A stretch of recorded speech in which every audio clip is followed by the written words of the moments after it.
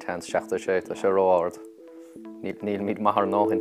Well, níl sé seachtaí sé, so tá sé trocha cahar nó dahad a seacht.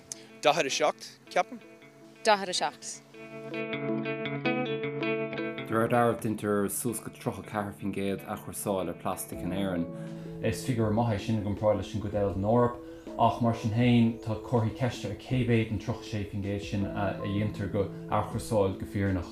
Tá annach chuid plastic a héana seach sa bosca a chuirsáile nach féidir a chuirsáil, so sús go dahad fin géad figurí is na carracha.